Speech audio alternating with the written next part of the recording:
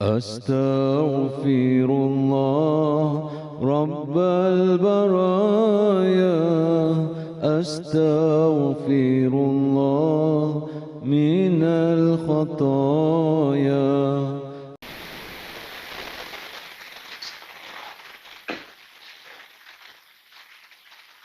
Bismillahirrahmanirrahim.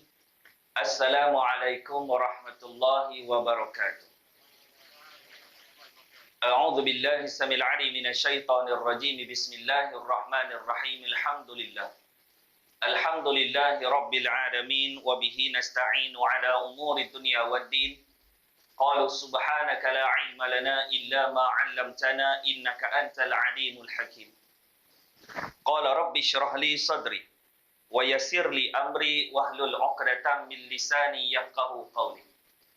Allahumma salli 'ala sayyidina Muhammad tibbil qulubi wa dawaiha wa 'afiyatil abdani wa shifaiha wa nuril absari wa dhiyaiha wa 'ala alihi wa sahbihi wa barik wa sallim. Alhamdulillahilladzi ja'ala hadzal yawm al-yawmul 'afiyah wa jaa'a syamsu min matla'iha. Allahumma nawwir qulubana bi nuri hidayatik kama nawartal arda bi nuri syamsika abadan abada bi rahmatika ya arhamar rahimin. Bismillahi ma sya'allah la yasuqul khaira illallah. Bismillahi ma sya'allah la yasrifus su'a illallah. Bismillahi ma sya'allah ma kana min ni'matin faminallah. Bismillahi ma sya'allah wa la hawla wa la quwwata illa billahil aliyyil azim. Qala Allah Ta'ala fil Qur'anil azim, a'udzu billahi minasy syaithanir rajim. Wa man ahsanu qawlan mimman da'a ila Allah wa 'amila shalihan wa qala innani minal muslimin. Sadaqallahul aliyyul azim. Qala an-nabiy sallallahu alaihi wasallam Qala an-nabiy sallallahu alaihi wa ala alihi wa sahbihi wasallam, sesungguhnya Allah Ta'ala memberikan dunia ini kepada orang yang dia sukai dan juga kepada orang yang dia tidak sukai. Tetapi Allah tidak memberikan iman kepada orang yang dia tidak sukai. Sadaqah Rasulullah sallallahu alaihi wasallam. Yang saya hormati pengerusi masjid, yang saya hormati Tuan Imam, Tok Bilal dan juga keseluruhan pimpinan ahli pegawai syarak, pimpinan masyarakat setempat, para alim ulama, tuan-tuan guru, ibu-ibu, bapa-bapa, abang-abang, adik kakak yang saya hormati sekalian. Apa khabar semua tuan-tuan? Pertamanya marilah kita merafakkan syukur kepada Tuhan yang punya dunia, Allah Subhanahu wa Ta'ala. Kerana pada malam ini, walaupun kita duduk dalam suasana memerangi satu wabak COVID, tapi tuan-tuan boleh hadir ke rumah Allah Subhanahu wa Ta'ala. Dan semayang pun tak macam dulu. COVID datang ni tuan-tuan, semua berubah. Semayang berubah, betul tak? Pergi shopping berubah. Akak-akak nak pergi pasar malam, takut. Berubah. Kahwin pun berubah. Semua berubah tuan-tuan. Mudah-mudahan dengan perubahan yang ada sekarang ini, dapat memperbanyak dan mempertingkatkan pahala kita di sisi Allah Subhanahu wa Ta'ala. Dulu kita datang lenggang kangkung ke masjid, tapi hari ini tuan-tuan datang bawa sejadah. Dah sampai masjid terlupa bawa sejadah, patah balik rumah ambil sejadah. Pahala tuan-tuan. Itulah ada hikmah di sebalik wabak. Mudah-mudahan kita sabar, Allah Ta'ala akan bersama dengan orang yang sabar. Amin ya rabbal alamin. Saya ingat masjid ni ada juga saya pernah sampai. Jadi Alhamdulillah sampai juga saya pada malam ni atas dasar undangan pihak pengurusan masjid melalui sahabat saya lah, Ustaz Hafiz. Imam ke? Oh, Noja Ustaz Hafiz. Alhamdulillah. Baik, tuan-tuan dan puan-puan yang saya hormati sekalian. Malam ini kita masuk malam satu Rejab. Betul ke? Malam 2 Rejab, minta maaf, 2 Rejab. Ada dalam kalangan kita yang berpuasa pada malam hari ini, hari dia puasa pada hari ini, ada yang puasa pada esok, tak kisah tuan-tuan nak berpuasa. Tetapi saya nak sebutkan tuan-tuan, bulan Rejab ini merupakan satu bulan antara bulan yang diharamkan oleh Allah Subhanahu wa Ta'ala. Allah Ta'ala menciptakan kehidupan bulan ni tuan-tuan, dalam setahun ada 12 bulan. Dan Rejab termasuk di antara 4 bulan yang diharamkan oleh Allah Subhanahu wa taala. Oleh kerana masa kita tak banyak pada malam ni sampai Isyak, jadi saya cuba untuk memendekkan sedikit dan kita berikan sedikit point, dan saya nak kupas pun tak banyak pada malam ini, iaitulah sempat saya buat sedikit homework. Saya nak sebut pada malam ini ada 7 bab. 7 bab yang kita akan kupaskan pada malam ini, apa yang ada di dalam bulan yang diharamkan oleh Allah. Bila Allah Ta'ala kata haram saja tuan-tuan, bulan-bulan ini maknanya suci bagi kita. Bukan haram, tanah haram. Bukan tuan-tuan tak boleh pergi tanah haram. Saya pergi satu tempat, saya cerita pasal tanah haram. Makcik tu kata, barulah makcik tahu tanah tu haram. Lepas ni makcik tak pergi lagi dah, rupanya haram. Bukan begitu tuan-tuan. Bila haram Allah Ta'ala kata, bulan ini adalah bulan yang haram, maknanya ada kebaikan untuk kehidupan kita. Ada 4 bulan. Sebab itu tuan-tuan, di dalam bulan-bulan yang hebat yang Allah Ta'ala ciptakan, ada keistimewaan dia. Yang kita tahu hanya dalam bulan Sya'ban dan juga bulan Ramadan. Kita dengar hadis riwayat Imam Ahmad yang dianjurkan kita ini berdoa, Allahumma barik li fi Rajab wa Sya'ban wa balighna Ramadan. Allahumma barik lana fi Rajab wa Sya'ban wa balighna Ramadan. Walaupun dalil itu tidak berapa kuat untuk dijadikan hujah, tetapi ia dikategorikan sebagai hadis dhaif, boleh untuk kita beramal, tidak boleh melakukan hujah kalau hadis dhaif. Hadis yang maudhu' kita tak boleh buat hujah dan kita tidak boleh mengamalkannya. Dia dikategorikan sebagai hadis dhaif. Tuan-tuan dan puan-puan, walaupun dia tidak datang daripada Nabi SAW sekalipun, tapi mindset kita tetap berdoa masuk saja bulan Rejab supaya kita diberkati dalam bulan Sya'ban, supaya kita ni sampai di dalam bulan Ramadan. Tak lama lagi bulan depan. Tuan-tuan, nak masuk Ramadan ni mudah je. Start daripada bulan Rejab, bulan depan tuan-tuan dah dengar iklan berbisik. Itulah tanda-tanda besar masuk bulan Ramadan. Kita tahu. Iklan berbisik, keenakan buah kurma dari Timur Tengah. Itu namanya iklan berbisik. Tuan-tuan tak payah fikir, memang nak Ramadan tuan-tuan. Baik, tuan-tuan dan puan-puan yang saya hormati sekalian. Di dalam setahun ada 12 bulan Allah Ta'ala ciptakan. 12 bulan. Yang kita rebut hanya di dalam bulan Ramadan. Tetapi keistimewaan yang cukup banyak antara bulan-bulan yang diharamkan oleh Allah Subhanahu wa taala, walaupun tidak ada dalil khusus ibadah-ibadah tertentu di dalam bulan Rejab. Kalau ada hadis yang datang, baginda Nabi SAW menyuruh kita berpuasa khusus di dalam bulan Rejab, hadis tu adalah hadis yang ditolak, tidak datang daripada Nabi SAW. Masuk saja bulan Rejab, Jumaat yang pertama di dalam bulan Rejab, ada orang semayang 12 rakaat solat raghaib. Tuan-tuan, tidak datang daripada Nabi SAW. Maka terlalu banyak hadis-hadis dhaif ataupun hadis-hadis maudhu', hadis palsu yang didendangkan untuk mengimaratkan di dalam bulan Rejab, lalu disandarkan kepada baginda Nabi Muhammad sallallahu alaihi wasallam. Nabi kata, siapa yang bersandarkan sesuatu bukan daripada aku, maka dia telah menempah tempatnya di dalam neraka Allah Subhanahu wa taala. Jadi saya nak kupas sedikit pada malam ini adalah bukan berkaitan dengan hadis-hadis yang kita nak bincang pada malam ini, bukan berkaitan dengan hadis-hadis yang ditolak, yang dianjurkan untuk peribadatan di dalam bulan Rejab, tapi kita nak sebut pada malam ini apa yang kita nak buat di dalam bulan Rejab. Ada 7 bab. Apa keistimewaan di dalam bulan yang diberkati? Yang pertama sekali tuan-tuan, bulan Rejab adalah salah satu bulan yang disebutkan di dalam Al-Quran, iaitulah bulan yang diharamkan oleh Allah Subhanahu wa taala menerusi firman Allah Subhanahu wa taala dalam surah At-Taubah ayat 36. Allah Subhanahu wa taala menyebutkan, A'udzu billahi minasy syaithanir rajim. Inna iddatasy syuhuri indallahi 12 syahran fi kitabillahi yawma khalaqas samawati wal ardh. Khalaqas samawati wal arda minha arba'atun hurum. Sadaqallahul azim.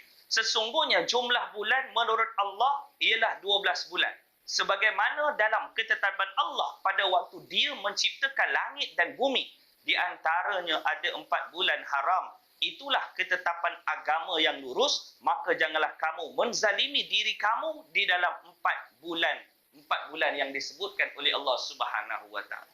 4 bulan yang diharamkan, tuan-tuan tengok daripada hadis Nabi sallallahu alaihi wasallam ada 4. Yang pertama bulan apa, tuan-tuan? Bulan haram. Yang pertama bulan apa? Bulan Rejab. Dah sebut dah. Kan? Yang pertama bulan Rejab. Yang kedua bulan Zulqaidah.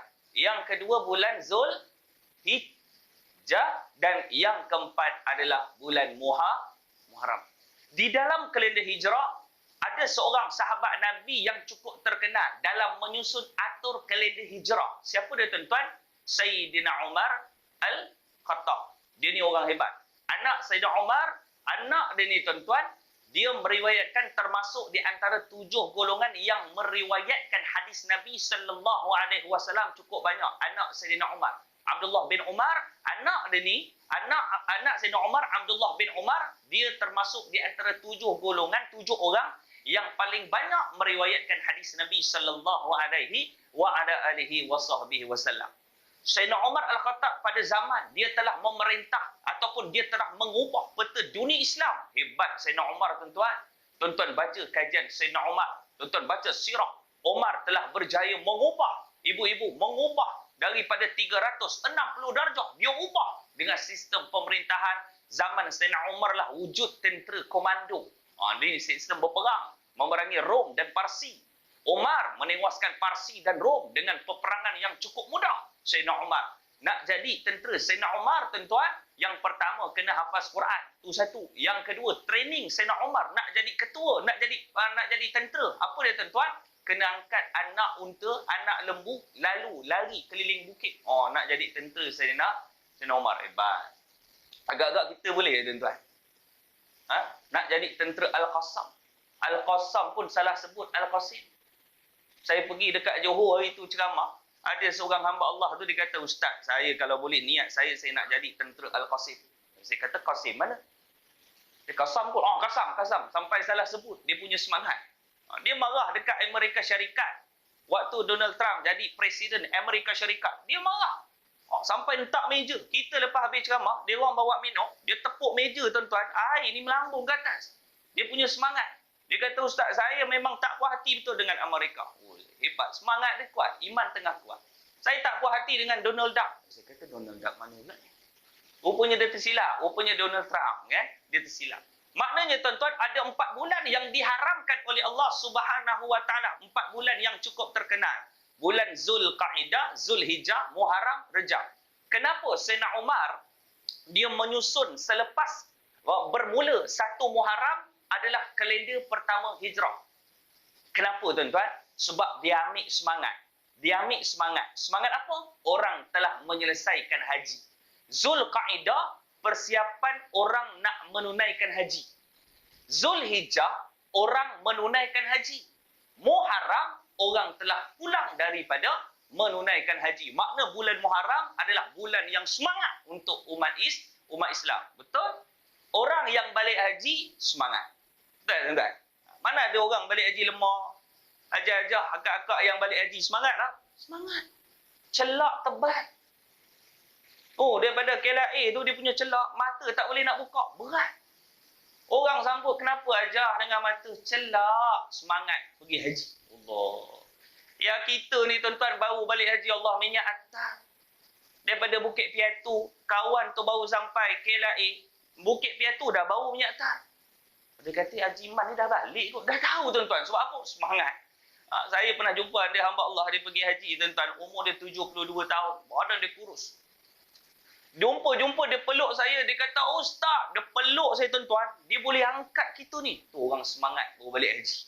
Sebab itu, Muharram adalah bulan pertama ataupun bulan pertama bermulanya kalender Hijrah. Semangat.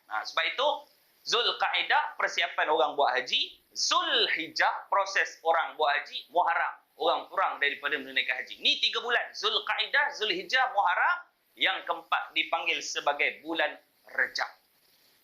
Ni 4 bulan ni tuan-tuan yang cukup hebat yang Allah Ta'ala sebut dalam Al-Quran, termasuk di antara bulan yang diharamkan oleh Allah Subhanahu wa Ta'ala. Di dalam tafsir Ibnu Katsir, Zulqaidah ni tuan-tuan, ataupun Zulhijjah, ataupun bulan Muharram, bulan Rejab ni tuan-tuan, apa yang disebutkan oleh Ibnu Katsir, bulan Rejab adalah bulan yang paling baik, antara bulan yang paling baik untuk kita memohon hajat kepada Allah Subhanahu wa Ta'ala.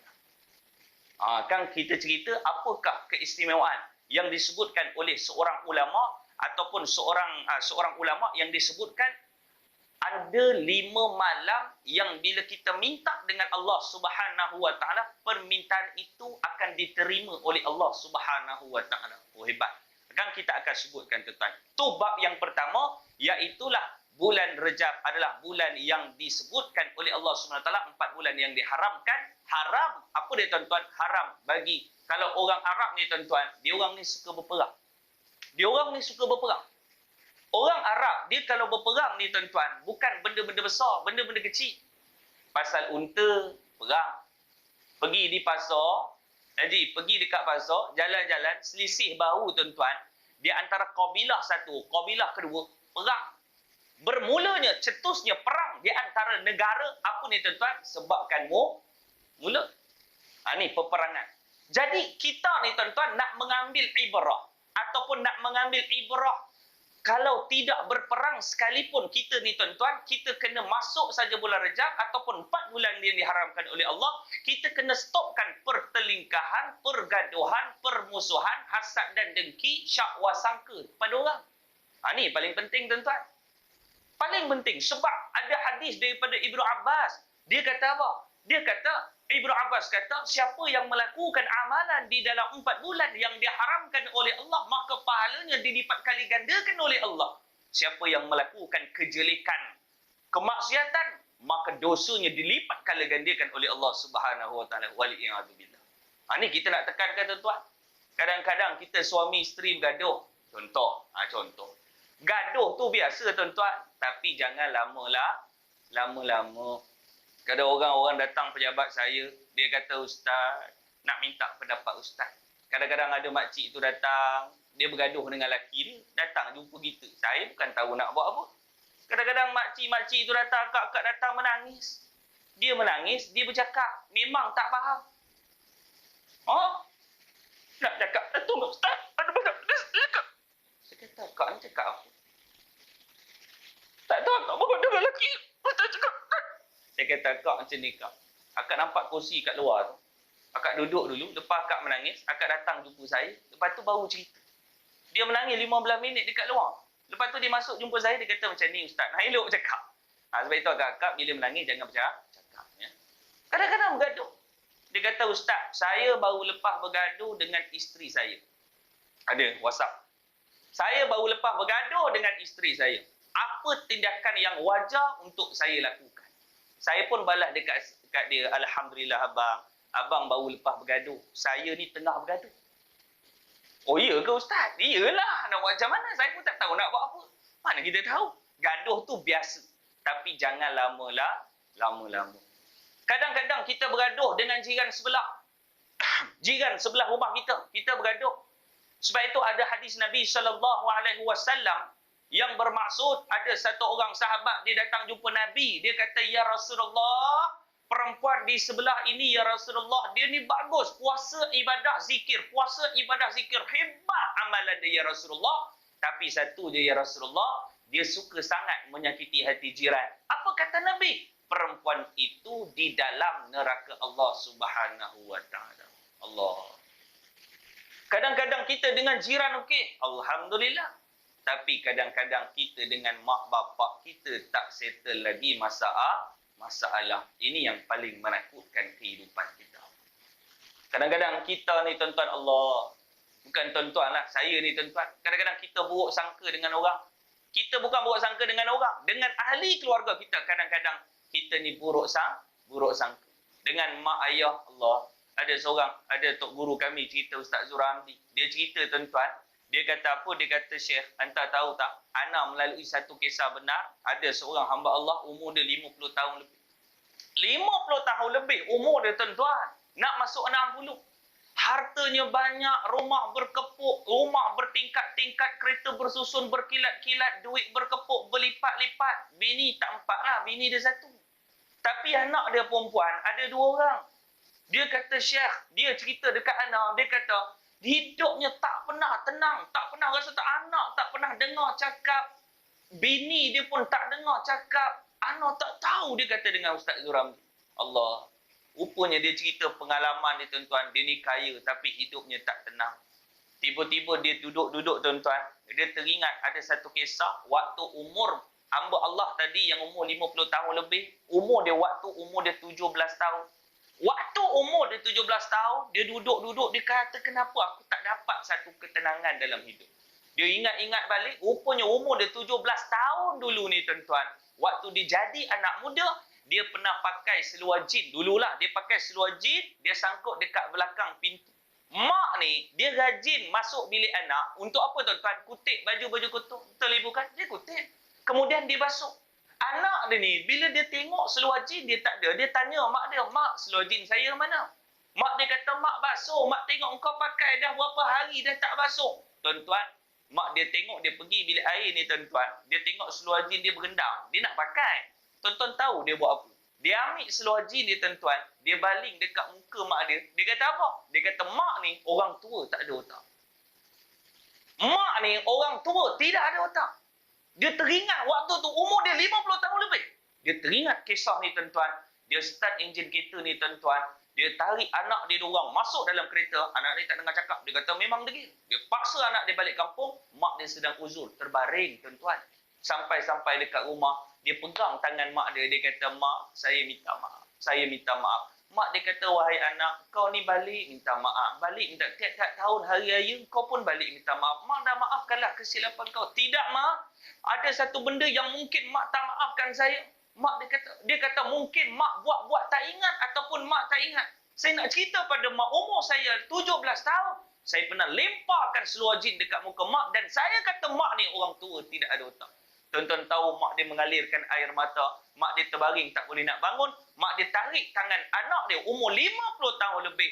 Mak dia kata, wahai anakku, kalau sebab ini kau nak minta mak maafkan kesilapan kamu, wahai anakku, ketahuilah, kalau bukan sebab ini, kalau bukan sebab kau bercakap soal ini, kalau bukan kau bercakap, kalau kau tak bercakap, mak maafkan benda lain. Tapi sebab kau dah cakapkan, sebenarnya mak dah bertekad. Sewaktu kau baling muka mak, kau kata mak orang tua tak ada otak, mak dah tekad, mak takkan maafkan kau sampai bila-bila. Allah. Tuan-tuan, ni benda ni yang kita nak selesaikan. Dia kata, mak, saya minta maaf betul-betul mak, minta maaf betul-betul dengan mak. Waktu itulah mak dia menitiskan air mata. Mak dia kata, wahai anakku, kisah ini, cerita 17 tahun dulu, hari ini, mak maafkan kamu segala-galanya. Tidak ada apa dosa kau dengan mak. Dia rasa waktu ni, tuan-tuan, lapang selapang-lapang. Anak yang tak dengar cakap, umur dia, tuan-tuan, 2 orang perempuan ni tak pernah dengar cakap. Dia peluk ayah dia daripada belakang. Betul kata Nabi SAW, siapa yang berbuat baik kepada orang tua, Allah Ta'ala akan hantarkan anak-anak yang akan berbuat baik juga kepada dia. Allahu Rabb. Ni benda-benda persengketaan, tuan-tuan. Pergaduhan ni, tuan-tuan. Buruk sangka kita dengan orang, kita kena selesaikan. Sebab apa? Allah Ta'ala memuliakan bulan Rejab ini. Bulan untuk kita mengangkat gencatan senjata. Sebab itu akak-akak gaduh dengan suami kan. Minta maaf. Abang, ya nak minta maaf dengan apa? Apa hal ni? Tak benar-benar minta maaf. Tapi ya itulah. Ya ambil duit abang minggu lepas. Allah. Patutlah aku cari hilang. Rupanya engkau yang rembat. Alah bang, RM10 je bang, nak beli pau kat depan. Contoh. Okeylah, Alhamdulillah. Sebab itu tuan-tuan, hubungan kita kena jaga. Hubungan suami isteri kita kena jaga. Sebab itu kenapa kadang-kadang tok guru kami dia kata kenapa rezeki kita tak pernah masuk dalam hidup. Mengadu kehidupan kita ni susah. Ustaz, saya bekerja, rezeki saya tak ada. Sebab apa? Tidak menjaga hubungan suami isteri. Boleh tuan-tuan? InsyaAllah. Kan? Tak tahulah Ustaz, suami akak ni panah barat. Nak buat macam mana? Sabar je lah. Kan? Dulu sebelum kahwin, elok. Lepas kahwin, marah. Itu yang jadi satu kes, suami rajin marah. Marah. Lala kena darah tinggi kawan tu. Suami tu lah. Marah. Bini tak boleh nak buka mulut. Suami marah. Dia kata, Ustaz bayangkan, waktu dia diam, dia tidur. Tu je. Ustaz bayang, bangun pagi, suruh mandi pun kena marah. Ui, saya kata, dahsyat suami akak. Itulah dahsyat.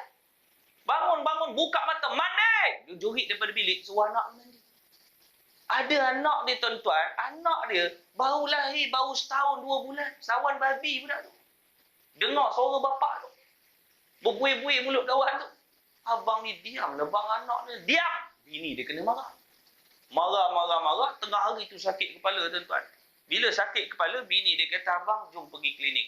Mengarut klinik. Dia marahkan klinik tu. Dah, bawa aku. Bawa juga.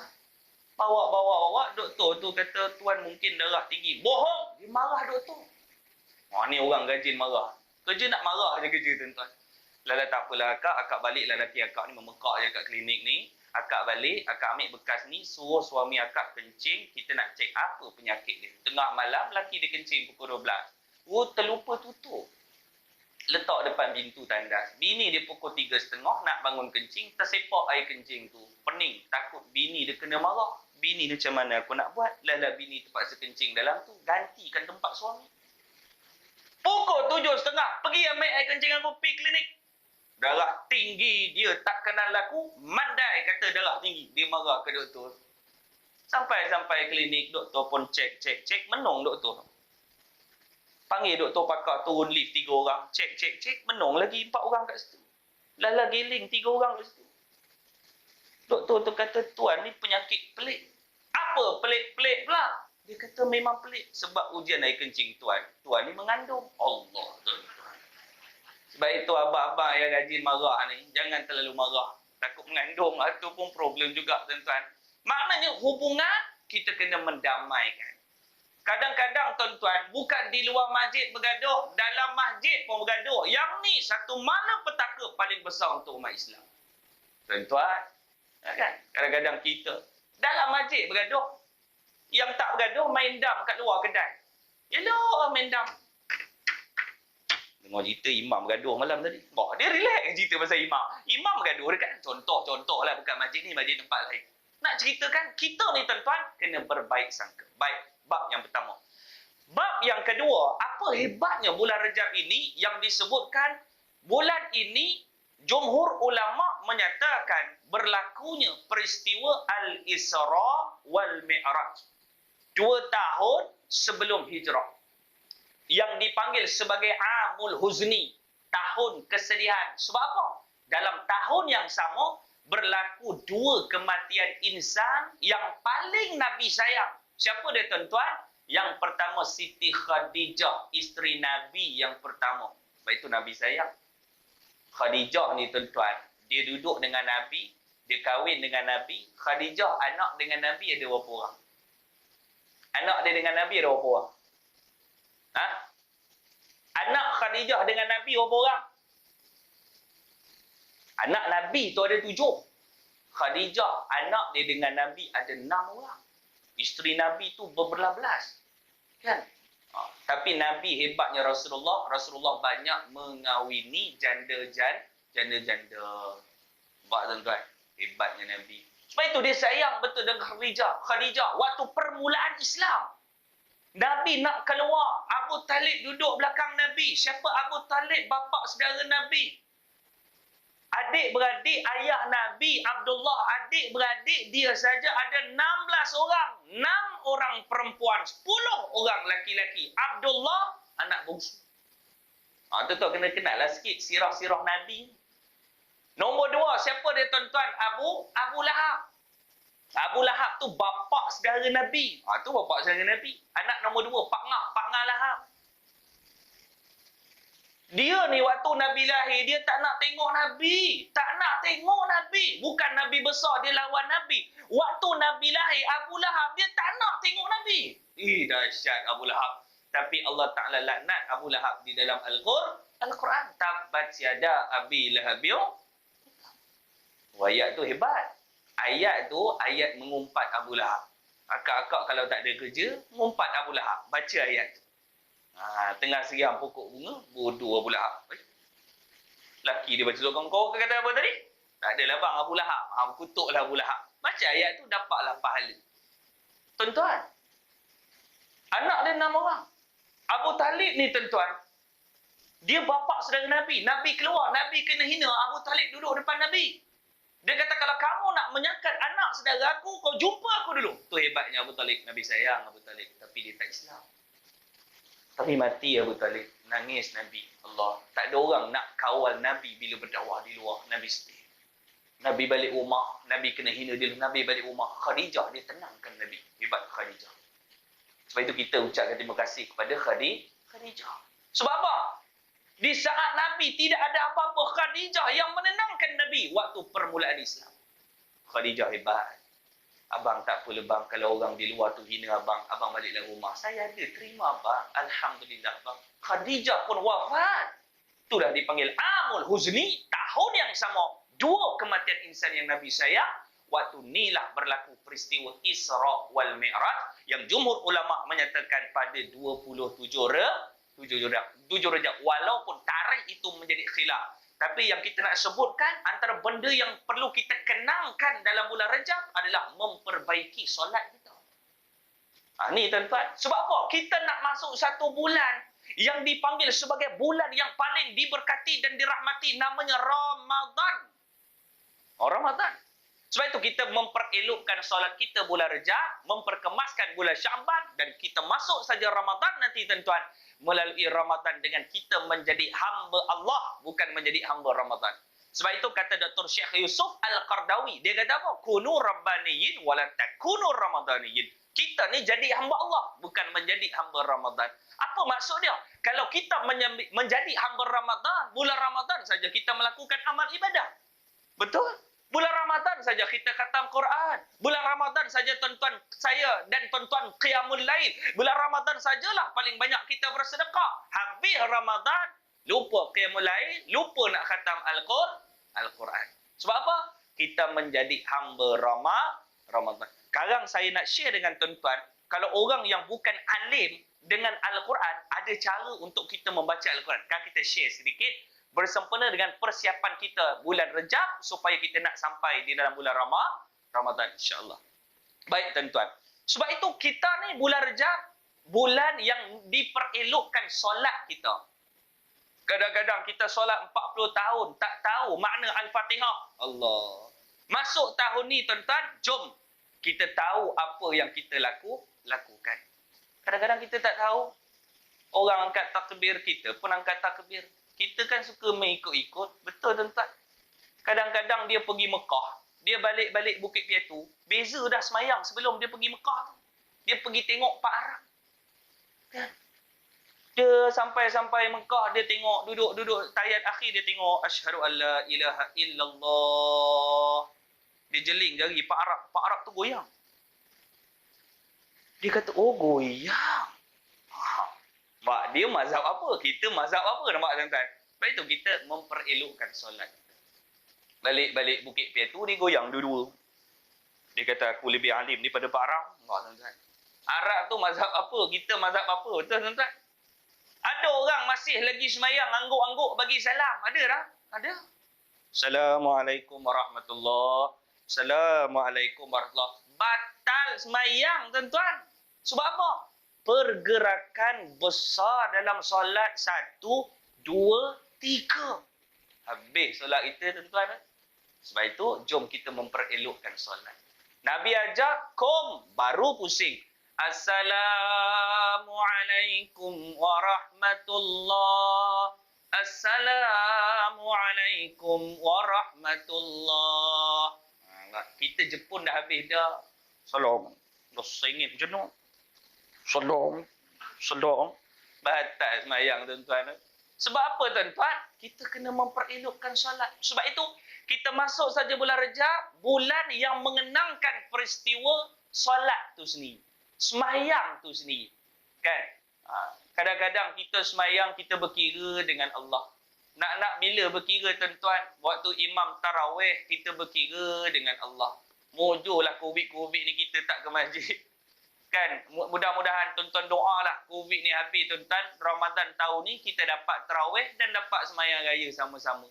Betul tuan-tuan? Doalah tuan-tuan, ya Allah, siksa nak sembahyang jarak-jarak. Ada orang dia kata, ustaz saya tak boleh sembahyang jarak-jarak, rasa macam imam. Wah, saya kata dahsyat. Dia duduk belakang, dia jarang-jarang duduk. Duduk belakang, kiri kanan tak ada orang, dia rasa saya macam imam ustaz seorang-seorang. Oh, dahsyat tuan-tuan. Kan? Kadang-kadang imam baca panjang, dia menyumpah imam. Ada tuan-tuan. Imam pula tuan-tuan pergi jemput imam tahfiz. Masjid Bukit Piatu pergi jemput imam tahfiz. Rakaat pertama imam tu baca surah Yasin. Allah. Malam tu tarawih 20 rakaat. Imam tu Allahu Akbar. Belakang seperti Arab. Bohong. Imam tu waladdallin.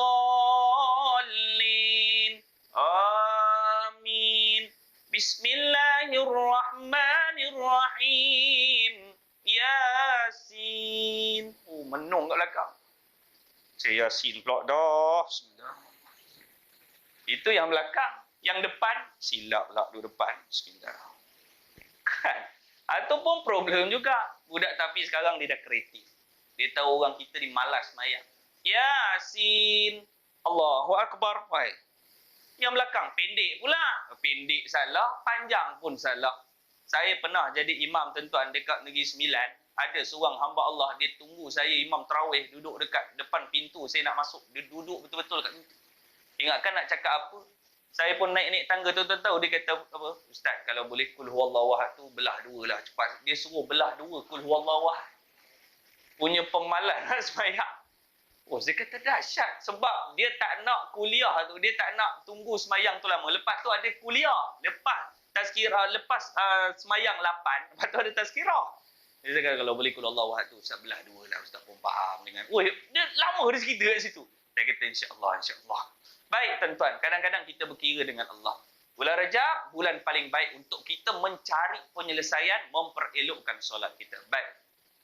Yang ketiga, bulan Rajab ini disebutkan di dalam kitab Lataiful Ma'arif. Yang disebutkan ada 5 malam doa paling mustajab. Ni tuan-tuan kena alert.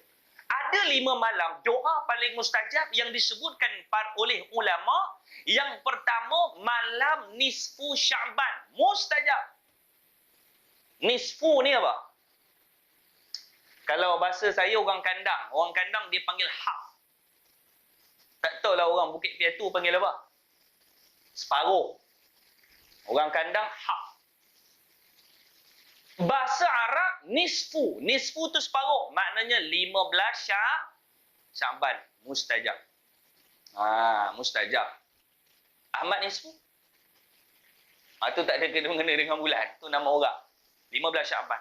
Yang kedua, malam dalam kitab Lataiful Ma'arif disebut malam yang kedua doa paling mustajab. Malam 1 Rejab. Allah. Kan? Siapa doa malam semalam. Kan? Doa petang tadi. Doa Allah. Cukup mustajab. Kalau Ustaz terlupa nak doa Ustaz. Tak apa. Ada lagi 3 malam. Ada lagi 3 malam.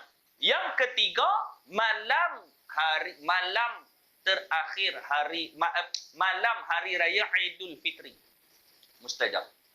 30 Ramadan, esok nak raya, malam tu yang kita sibuk gentil kuih tat tu.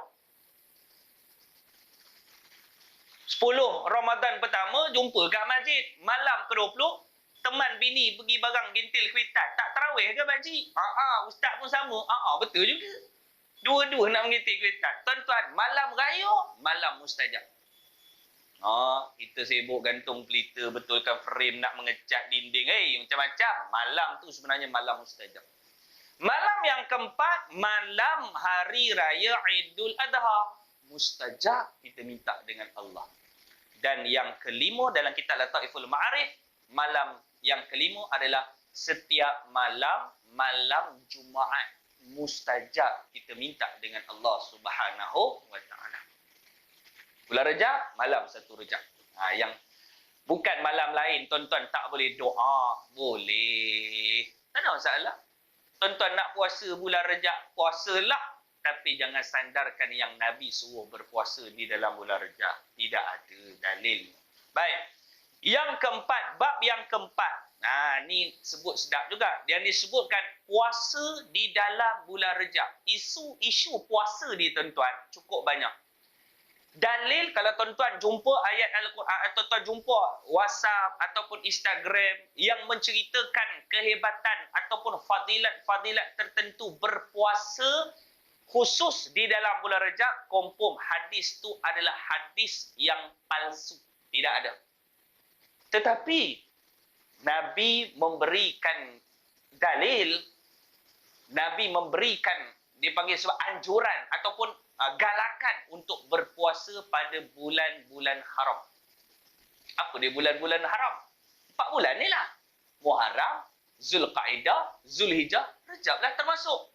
Maknanya berpuasa sunat di dalam bulan Rejab adalah satu amalan yang baik untuk kita buat. Sebab Nabi buat. Bulan Ramadan ada dalil. Betul tak? Bulan Syaban ada dalil tak? Ada. Selepas Syaban, sebelah Ramadan, Nabi paling banyak berpuasa dalam bulan Syaban. Nabi sebut. Dan Nabi kata banyakkan berpuasa di dalam bulan-bulan haram. Apa dia bulan haram? 4 tadi. Okey tuan-tuan. Nabi kata, berdasarkan hadis Nabi SAW, Nabi kata apa? Puasa yang paling baik adalah puasa Nabi Daud AS. Macam mana Nabi Daud berpuasa? Hari ini berpuasa, esok berbuka. Hari ini puasa, esok berbuka.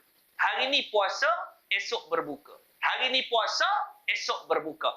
Saya tanya tuan-tuan, kalau 300, kita ada 12 bulan, kalau ikut puasa Nabi Daud AS, berapa bulan puasa, berapa bulan berbuka? 6 bulan puasa, 6 bulan berbuka. Ramadan, dalil-dalil, kita puasa 30. Syaban, ada dalil, tinggal lagi 4 bulan. Nak cari mana? Cari hadis Nabi, galakan melakukan amal ibadah di dalam bulan-bulan haram. Rejab termasuk. Cubalah.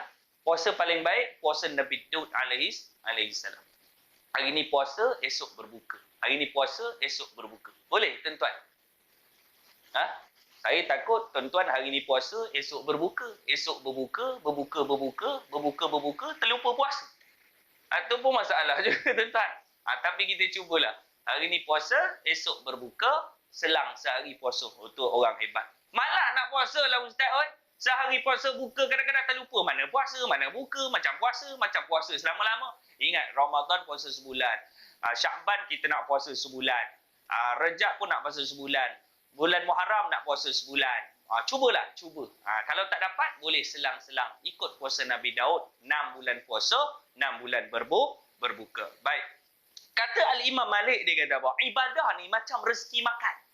Imam Malik kata, dan ibadah ni, Allah Ta'ala ni, dia akan memberikan keselesaan setiap orang tu berbeza. Betul tak? Orang Malaysia ni, tuan-tuan, ibadah yang paling kita kuat lakukan apa dia? Orang Malaysia ni, orang kita lah.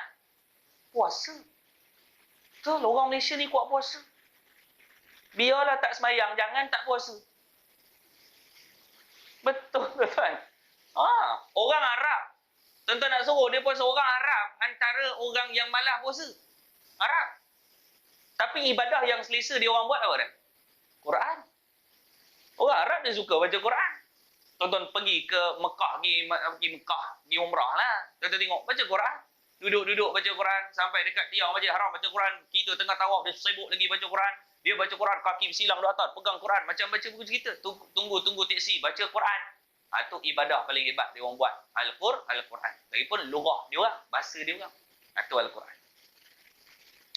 Tapi kalau bab adab ni, kurang sikit. Orang Arab, adab dia dengan Quran, dia kurang sikit.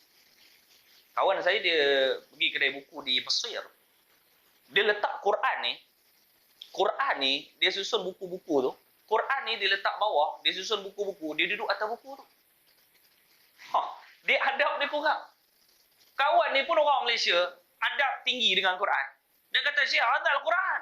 Dia tengok, "Masya-Allah, Quran." Baru dia tarik naik atas. Tapi dia orang baca nombor 1, adab kurang. Kita pula adab nombor 1, baca kurang. Faham? Orang Arab baca banyak, adab kurang. Orang Malaysia baca kurang, adab Quran dok tinggi terbalik. Kan sadaqallahul azim, cium. Itu satu bab. Dia angkat kursi, dia letak atas lemari, paling tinggi sekali. Lepas tu esok nak capai, dah tak sampai. Dia duduk atas. Tahun depan boleh jumpa. Nampak tuan-tuan? Alimnya dengan Quran. Baik.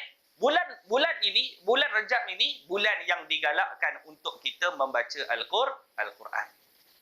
Kalau semayang ni, orang Pakistan, orang India, dia kuat semayang. Tuan-tuan pergi India, try pergi India, pergi Pakistan. Betul? Orang India, tuan-tuan, kawan saya dia belajar dekat Allahumma shalli alaihi wasallam. Tapi di India, dia cerita, tuan-tuan, malam tarawih, tuan-tuan tahu, malam tarawih, setiap malam tarawih dia akan habiskan 10 juzuk. Bukan 10 muka, bukan 10 line, 10 juzuk. Allah. Dia kata orang sana semayang daripada lepas isyak, bantaikan tarawih sampai ke sahur. 10 juzuk. Tapi steady, penuh masjid, steady, tak kurang. Cuba masjid Bukit Batu try. Allah. Imam seorang-seorang. Assalamualaikum warahmatullahi. Mana yang lain kita? Wah, tuan-tuan. Hilang semua, tuan-tuan. 10 juzuk. Kita ni macam-macam penyakit. Dengan go out, kan? Lemah jantung, kencing manis, darah tinggi, kena kencing. Macam-macam lah, tuan-tuan. Baik. Bab yang kelima. Istighfar rajab, kata ulama. Dia tak ada istilah istighfar rajab. Nak istighfar tu, mana-mana pun boleh. Mana tempat boleh. Bila-bila pun tuan-tuan boleh beristighfar. Sebab kita istighfar, kesan dia apa, tuan-tuan? Untuk menghapuskan dosa kita. Nadam, istighfar nadam apa? Mengenangkan dosa yang banyak kita dengan Allah Subhanahu wa taala. Banyak buat benda haram, kita istighfar. Dulu kita kerja banyak selok, curi duit, claim cuti sakit, pasu claim kontrak. Contoh, teringat balik, kita istighfar dengan Allah Subhanahu wa taala. Ya Allah, astaghfirullahalazim. Astaghfirullahalazim. Astaghfirullahalazim. Banyakkan hidup kita ni istighfar dengan Allah Subhanahu wa taala. Sebab siapa tinggalkan yang haram, kata Nabi, Allah Taala akan gantikan yang halal. Tuan-tuan, jangan takut tinggalkan benda haram. Allah Taala gantikan yang halal. Ada hadis Nabi.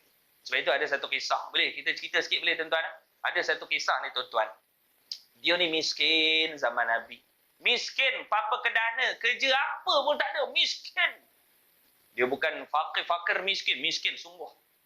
Tuan-tuan, bila dia miskin, kepala otak dia fikir apa, tuan-tuan? Bila tak ada kerja, banyak berempat, dia fikir apa? Mencuri. Zaman Nabi, dia ni Nabi kenal dia ni, tapi dia ni tak ada duit. Dia fikir dia nak makan, perut ni sakit ni, dia nak mencuri. Dia keluarkan fatwa sendiri. Kalau orang yang miskin tak dapat makan, mencuri, diharuskan. Dia buat fatwa sendiri. Tuan-tuan, malam tu, dia lalu keliling Madinah, nak merompak rumah orang, nak curi makanan. Nabi kenal dia ni. Dia yang baik dengan Nabi. Tidur pun kat masjid Nabi. Keluar-keluar masjid rumah kat orang Madinah. Ada satu rumah, nak jadikan kisah. Ada satu rumah dalam hadis Nabi, rumah tu pintu dapur dia terbuka. Dia pun lalu-lalu, dia kata, Allah, sedangkan aku yang lapar ini, Allah Ta'ala kasihan pada aku. Lalu ruang untuk aku mengambil makanan dibuka oleh Allah. Fatwa sendiri. Dia pun nak pergi mencuri. Bila dia nak mencuri, dia masuk rumah tu. Rumah tu didiami ada seorang makcik. Dia ni tak ada anak, tak ada suami. Dia ni dah berumur sikit. Makcik tu duduk dalam rumah. Dia pun masuk melalui pintu belakang. Masuk-masuk, dia ternampak ada satu bekas makanan duduk di atas meja. Dia pun masuk nak ambil roti tersebut. Tiba-tiba, tuan-tuan, dia teringat hadis Nabi. Siapa tinggalkan yang haram, Allah Ta'ala gantikan yang halal. Allah, tak jadi dia nak pegang roti tu. Tiba-tiba, tuan-tuan, dia toleh belah kanan. Dia nampak ada satu mangkuk, satu bekas, diisikan barang berharga. Semua dekat situ. Dengan emas, kunci rumah, contohlah barang-barang berharga, beg duit. Dia kata, Allah, kalau aku ambil duit ni pun elok juga. Dia pun nak pergi ambil bekas berisi berharga tersebut. Teringat hadis Nabi. Siapa tinggalkan yang haram, Allah Ta'ala gantikan yang halal. Allah, macam mana ni aku ingat kat Nabi ni? Tak boleh. Dia pun nak keluar. Dia lalu satu bilik yang didiami makcik tersebut. Bilik tu terbuka. Makcik tu mungkin kepenatan. Tak sempat nak tutup pintu dapur apa semua. Makcik tu tengah tidur. Dalam riwayat disebutkan sampai terselak betis makcik tu. Allah. Dia pun terniat nak lakukan benda tak baik kepada wanita tersebut. Saat dia nak pergi, dia teringat hadis Nabi. Siapa tinggalkan yang haram, Allah Ta'ala gantikan yang halal. Allah, aku tak boleh, ya Allah. Dia balik, dia tidur dekat masjid Nabi dalam kelaparan. Makcik itu pun tersedar malam. Sedar-sedar dia kata macam ada orang masuk. Tengok macam tapak kaki. Ish, ada orang masuk. Makcik itu pun pagi itu dia pergi berjumpa dengan Nabi sallallahu alaihi wasallam. Ya Rasulullah, ya makcik, aku nak mengadu. Apa kata kita kuatkan KRT rukun tetangga dekat kampung kita? Sebab rumah aku malam tadi aku rasa dimasuki pencuri yang nak merompak rumah aku. Nabi kata ada barang hilang. Tak ada ya Rasulullah, tapi aku nak mengadu memang macam ada orang masuk. Makcik itu Rasulullah kata, wahai makcik, kamu tak ada suami ke? Tak ada ya Rasulullah. Anak-anak pun tak ada. Tak adalah ya Rasulullah. Patutlah kamulah kena kahwin. Nabi kata, ada orang jaga kamu, jaga rumah, ingatkan kamu. Nak kahwin? Nabi tanya dia. Dia kata, ya Rasulullah, aku ni dah tua. Siapa nak aku? Kalau aku cari, kamu nak tak? Ya Rasulullah, kalau Rasulullah yang cari untuk aku terima ya Rasulullah. Allah. Nabi keluar dekat masjid, tengok ada satu mamat baring kat dia. Mamat malam tadi. Nabi pun panggil, wahai hamba Allah, wahai pemuda, mari sini. Ya Rasulullah, kamu duduk di sini. Kamu tak ada keluarga, tak ada rumah. Tak ada ya Rasulullah. Aku ni miskin ya Rasulullah. Kamu nak kahwin tak? Ish ya Rasulullah. Duit pun tak ada, nak bayar apa mas kahwin? Mas kahwin kan boleh hutang. Nabi panggil beberapa orang sahabat, minta pinjam, lalu diberikan. Tak, aku tanya nak kahwin tak? Dia kata pemuda tadi, naklah ya Rasulullah. Sebab Rasulullah yang tanya. Dengan makcik boleh? Dia kata makcik pun makcik lah ya Rasulullah. Yang penting Rasulullah, kalau inilah jodoh kamu. Kahwin dia orang tuan-tuan. Balik rumah perempuan tersebut, termenung lelaki. Lelaki tu macam pernah tengok. Roti itu betul kat sini. Dia ingat-ingat balik. Tuan-tuan, dia teringat rumah itulah yang dia masuk pada malam tadi. Lalu dia sujud dengan Allah Subhanahu Wa Taala. Ya Allah, betul kata Nabi, siapa tinggalkan yang haram, Allah Taala gantikan yang halal. Aku bukan nak roti saja ya Rasulullah. Ya Allah, tapi engkau bagi dengan tuan-tuan roti sekali. Kan? Siapa tinggalkan yang haram, Allah Taala gantikan yang halal. Jangan takut kita tinggalkan yang haram. Baik. Banyakkan istighfar. Baik, yang keenam, banyakkan membaca Al-Quran. Latihan untuk apa? Untuk sampaikan kita kepada Ramadan. Ini saya nak share beberapa tips. Tuan-tuan, kita baca Quran, jangan lupa pertama baca surah Al-Fatihah. Kan? Baca. Yang kedua, baca suratul Ikhlas 3 kali. Nabi kata, siapa baca suratul Ikhlas 3 kali, seolah-olah dia telah khatam Al-Quran. Baik, saya nak sebut kepada, macam tuan-tuan ni dah alim dengan Quran. Tuan-tuan buka, tuan-tuan boleh baca. Tapi saya nak pesan kepada abang-abang, kepada ayah-ayah yang baru nak berjinak dengan Al-Quran. Ada 4 cara kita boleh buat. Baik, yang pertama, kalau kita ni nak berjinak dengan Quran, tak nak rasa susah kita baca Quran, senang. Yang pertama apa tuan-tuan? Kita baca Al-Quran secara rambang. Contoh, buka kat mana tuan-tuan nak buka? Bismillahirrahmanirrahim. Buka, tuan-tuan baca separuh. Petang garang try lagi. Buka tang mana pun, baca ayat ni, baca separuh. Itu yang baru nak berjinak dengan Al-Quran. Supaya apa? Kita tidak stres untuk membaca Al-Quran. Itu satu cara dia. Cara yang kedua, bagaimana? Boleh kita ikut kaedah Turki. Macam mana kaedah Turki? Kita buka setiap juzuk, baca muka surat pertama. Juzuk 1 baca muka surat pertama. Esok baca juzuk 2 muka surat pertama. Hari ketiga baca juzuk 3 muka surat pertama. 30 hari seolah-olah dah khatam Quran. Rasa seronok. Rasa nak seronokkan dengan Al-Quran. Allah, dah juzuk 30 rupanya nampak. Rasa seronok. Itu cara nak jinakkan Al-Quran. Yang ketiga, kaedah Pakistan. Macam mana kaedah Pakistan, tuan-tuan? Baca dari juzuk 30 ke bawah sampai juzuk 1. Sebab apa? Juzuk 30 majoriti surah lazim. Mudah, ringan nak baca Al-Quran. Tak rasa berat. Yang keempat, kaedah Arab macam tuan-tuan buat. Bermula daripada juzuk 1 sampai juzuk 30. Al-Quran ni mudah. Mujur kita ada Ramadan, kita ada grup tadarus. Masuklah grup tadarus. Ini sibuk dia tanya. Kan?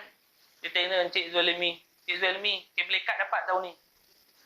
Tak payahlah Kim Plekat lah. Tak payah tuan-tuan. Kim Plekat. Masuk grup tadarus. Saya pesan pada tuan-tuan. Masuk grup tadarus. Cari ada yang pakar-pakar baca Quran ni. Seorang dua pun okey lah. Jangan tuan-tuan masuk grup tadarus yang baca sama macam tuan-tuan baca. Itu yang baca tak ada salah. Grup tu senyap. Dia baca orang tak tegur, orang baca dia tak tegur. Sebab lebih kurang dia baca. Walladzina amanu wa amilus Allah. Kena 5 orang dalam tu menung. Dia kata malam ni satu ayat kita. Kawan tu sadaqallahul azim. 5 orang bagus Baman baca macam ni. Memanglah yang lain pun baca lebih kurang tu. Dia baca orang tak tegur. Tuan-tuan cari grup ada seorang dua yang pakar baca Quran. Tapi jangan pakar sangat. Setiap huruf salah. Pening tuan-tuan.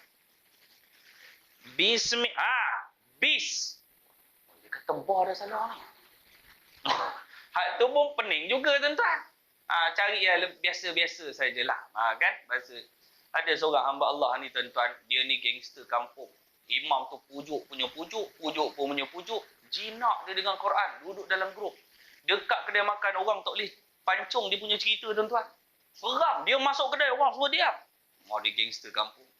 Rupanya takut bini tuan-tuan. Sampai grup tadarus. Dia kena marah dengan ustaz-ustaz tu tak dimaklumkan yang tu kawan tu gangster kampung. Dan walamma gangster kena marah. Menung gangster. Kali kedua aku lempang ustaz ni. Walamma dia tutup Quran. Ni aku malah baca kat masjid. Gangster. Baik aku baca dengan bini aku. Dia tak tahu dia je ni takut ni. Bini pula baca power daripada dia. Bacalah walan tardo abang. Nun mati temu tak dengong. Dia kata kat masjid kena marah, kat rumah kena marah. Walau dengong. Bini pun. Lala dia tutup juga Quran. Dia kata dengan bini, sebelum kau nak berdengung, di sini jap. Sebelum telinga kau berdengung, baik kau belah. Diam bini dia tuan-tuan. Kawan gangster. Bacalah apa sekadar kemampuan kita. Jangan memaksa. Baik tuan-tuan. Baik, yang ketujuh, bab yang ketujuh, apa dia tuan-tuan? Orang yang buat amalan di dalam bulan haram, pahalanya besar. Ini disebut dalam tafsir At-Tabrani. Dan yang saya nak sebut juga, buat amalan dalam bulan haram, pahalanya besar. Bulan Rejab termasuk. Dan tapi tuan-tuan kena ingat, kesalahan juga dikira besar bila kita melakukan kemaksiatan di dalam bulan-bulan haram. Allah. Jadi mudah-mudahan tuan-tuan, kita masuk saja bulan Rejab sebagai batu loncatan untuk kita memperbaiki segala amalan kita supaya kita dapat 100% kebaikan ataupun kesempurnaan ibadah kita lakukan di dalam bulan Ramadan. Mudah-mudahan Allah Ta'ala berkati kehidupan kita dan Allah Ta'ala mencantikkan amalan kita, memberikan kemudahan kepada kita untuk tidak lain dan tidak bukan, untuk kita menjadi orang yang beramal amal soleh. Boleh tuan-tuan insya-Allah. Itulah tiket ke syurga, tak ada tiket lain. 2 minit lagi boleh tuan-tuan. Tak ada tiket lain tuan-tuan nak masuk syurga. Hanya 2 tiket nak masuk syurga. Namanya kena beriman, yang kedua kena beramal soleh. Di dalam surah Hud ayat 41 cerita pasal Nabi Nuh, dia ni nak pergi belayar.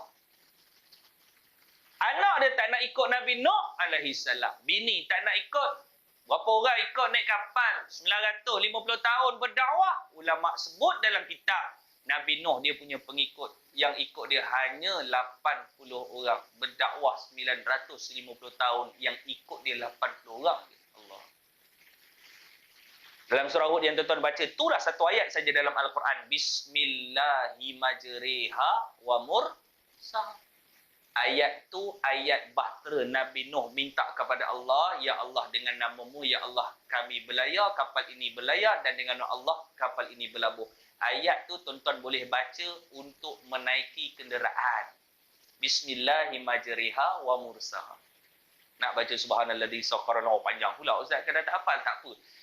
Naik kereta sekarang bismillahimajriha wa mursaha. Bismillahirrahmanirrahim ala Allah. Naik motor pergi mana-mana bismillahimajriha wa mursaha. Kan Roblox banyak kat semabuk, jumpa Roblox bismillahimajriha wa apa pula lupa. Lala Haji PJ pun sambung wa mursaha. Ke tepi juga kita tuan-tuan. Bismillahimajriha wa mursaha. Ayat tu tuan-tuan boleh naik kenderaan. Waktu Nabi Nuh dia tengok anak dia tenggelam, bini dia tenggelam, dia minta kepada Allah, ya Allah selamatkan ahli keluargaku ya Allah. Apa kata Allah? Innahu amalun ghairu soleh. Sesungguhnya mereka tidak beramal soleh. Allah. Nak masuk syurga ni tuan-tuan, kena beramal soleh. Yang kedua kena beriman. Dr. Karim Zaidan dia kata apa? Ada 3 syarat nak beramal soleh. Yang pertama, mesti datang daripada sumber Al-Quran dan hadis Nabi. Itu syarat nak beramal soleh. Yang kedua, kena ada ilmu.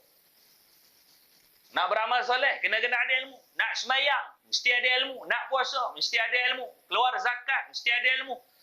Nak sedekah, mesti ada ilmu. Yang ketiga, apa dia tuan-tuan? Mesti ikhlas kita dengan Allah Subhanahu Wa Taala. Itu syarat. Kita semayang tak ikhlas, Allah. Ikhlas. Walaupun sedikit, Allah Ta'ala berikan kita syurga. Subhanallah. Itu hebatnya ikhlas. Sebab itu ada perempuan, Nabi kata dia ni masuk syurga. Sedangkan kerjanya melacur. Dia bagi minum pada seekor anjing. Dia ni masuk dalam syurga. Subhanallah. Dia kerjanya melacur. Habis tak dia tak ada kerja lain. Tak, kerja dia memang melacur. Ada orang tanya gitu. Tak, kerja dia melacur. Nabi kata. Tapi satu hari dia ni nak berubah. Dia nak berubah. Dia nak cari satu amalan baik untuk dia buat. Dia nak buang maksiat yang dia buat. Tiba-tiba dia nampak ada seekor anjing yang kehausan. Dia ni melacur berapa tahun dah. Tiba-tiba dia ambil bekas, dia bagi minum pada anjing tersebut. Saat dia bagi minum pada anjing tersebut, ikhlas dia dengan Allah. Keikhlasan sekali yang dia buat 5 minit bagi minum anjing itu, Allah Ta'ala pandang, Allah Ta'ala tutup segala kemaksiatan yang pernah dia lakukan. Dia ni masuk dalam syurga Allah. Sebab itu tuan-tuan, jangan takut kita bertaubat. Allah Ta'ala tak pernah bosan mendengar permintaan hamba. Tapi hambanya lah yang cukup bosan untuk minta ampun kepada Allah Subhanahu Wa Ta'ala. Allah Ta'ala kata, Udu'uni. Mintalah. Allah Ta'ala kata, astajib lakum. Aku akan perkenankan oleh Allah.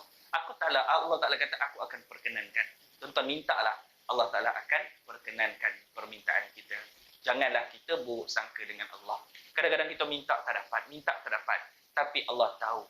Kadang-kadang benda yang kita minta terlalu kecil bagi Allah. Tapi Allah Ta'ala datangkan benda yang besar. Yang benda tu kita takkan tahu apakah hikmah di sebalik kehidupan kita penghujung. Allah Ta'ala tak pandang permulaan seseorang. Tapi kehidupan yang Allah Ta'ala pandang adalah pengakhiran seseorang manusia. Ada orang dia beramal soleh, kerjanya ibadah, puasa. Tapi saat Allah Ta'ala terbalikkan hati dan kehidupannya dengan kemaksiatan di hujung pengakhiran kehidupan, dia ni masuk juga dalam neraka. Ada orang kemaksiatan pada usia muda. Tiba-tiba saat akhir hujung hidupnya, Allah Ta'ala berikan taufik dan hidayah. Dia ni Allah Ta'ala berikan dia syurga. Sebab itu ulama sebut, tanda-tanda nak tengok orang tu antara kategori orang yang beriman dan soleh. Apa dia tuan-tuan? Antaranya semakin dia berumur, semakin dia dekat dengan majlis ilmu, semakin dia dekat dengan Allah. Umpamalah tuan-tuan, semakin kita berumur, tuan-tuan boleh hadir beramai-ramai pada malam ini.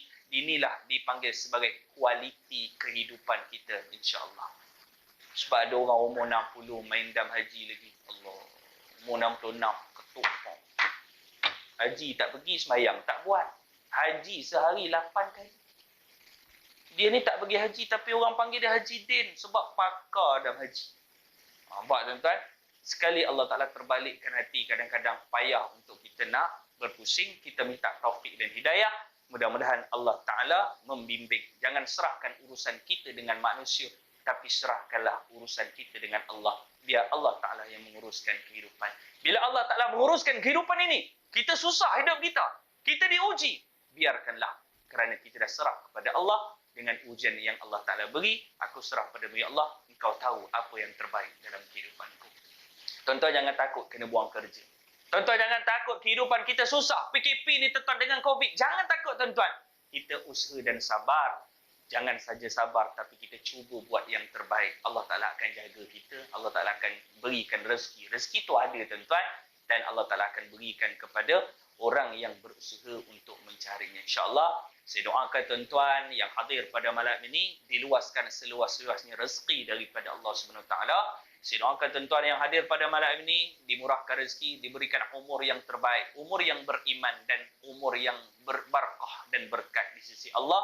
Saya doakan tuan-tuan dipanjangkan umur dan saya doakan tuan-tuan jika ada dalam kalangan kita yang sedang sakit, mudah-mudahan Allah Ta'ala angkat kesakitan tuan-tuan. Mudah-mudahan Allah Ta'ala ringankan kesakitan kita dan Allah Ta'ala berikan kesembuhan dan keringanan dan mudah untuk kita melakukan amal ibadah kita dengan Allah Subhanahu Wa Taala.